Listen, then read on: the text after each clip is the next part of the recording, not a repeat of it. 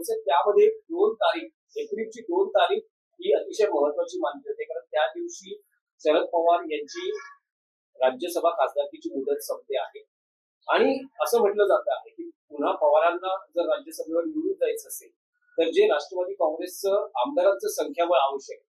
भले महाविकास आघाडीकडे आहे, पण इंडिव्हिज्युअली राष्ट्रवादी काँग्रेसच्या संख्याबळाचा विचार करता एक लक्षात घ्या बघा, हा तुमचा प्रश्न चुकीचा आहे. शरद पवार यांच्या नेतृत्वाखालची मुख्य राष्ट्रवादी काँग्रेस पार्टी ओरिजिनल ही महाविकास आघाडीचा घटक आहे अजूनही. बाकी सगळे हवाबाजी आणि पतंगबाजी, हे होईल ते होईल मग असं होईल. शरद पवारांसारखा नेता सगळ्यांसाठी महाराष्ट्रासाठी दिल्लीत असणं गरजेचं आहे, हे मी स्वतः पवार साहेबांशी बोललेलो आहे. आमच्या दोघांमध्ये याच्यावरती वारंवार चर्चा झालेली आहे. पवार साहेबांची एकंदरीत एकदा अशी मानसिकता दिसली की आता थांबायला पाहिजे. पण आम्ही जे त्यांचे चाहते आहोत, ते आमच्या सगळ्यांचे मार्गदर्शक आहेत, तेव्हा आम्ही त्यांना सांगितलं, एकदा उद्धव ठाकरे सुद्धा होते माझ्याबरोबर, की तुमच्यासारख्या नेत्यानं दिल्लीत असणं म्हणजे महाराष्ट्राचा एक बुलंद आवाज आहे, ते असणं. शरद पवारांनी ज्या दिवशी ते ठरवतील की मला निवडणूक पुन्हा लढायची आहे, महाविकास आघाडीकडे तेवढी ताकद आहे की पवार साहेबांसारख्या नेत्याला निवडून आणण्याची.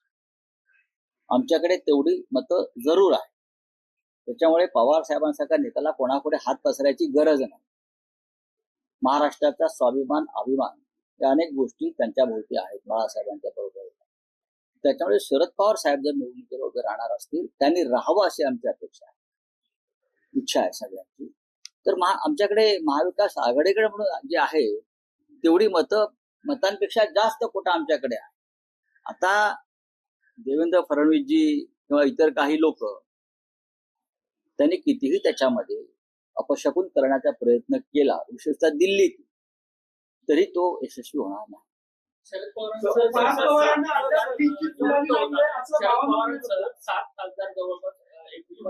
सात की सात महाराष्ट्रातले महाविकास आघाडीची संख्याबळ असं आहे की संख्याबळ तर घटला, एक खासदार निवडून जाईल आमचा. पण शरद पवार असतील तर तुम्हाला वाटतं की जी शक्यता म्हटली जाते ही निवडणूकच बिनविरोध, कारण जो राजकीय अनुभव आहे हे सरकारने ठरवावं, हे सरकारने ठरवावं.